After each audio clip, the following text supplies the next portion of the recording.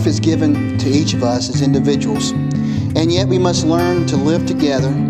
Love is given to us by family and friends. We learn to love by being loved. Learning to love and living together is one of the greatest challenges, and it is the shared goal of a married life. But a husband and a wife should not confuse love with worldly measure. For even worldly success, if it's found, only love will maintain a marriage.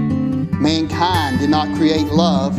Love is created by God. The measure of true love is the love both freely given and freely accepted, just as God's love for us is unconditional and free. If you will love each other with godly love, you will never have to worry about falling out of love, because that love is constant and never-ending.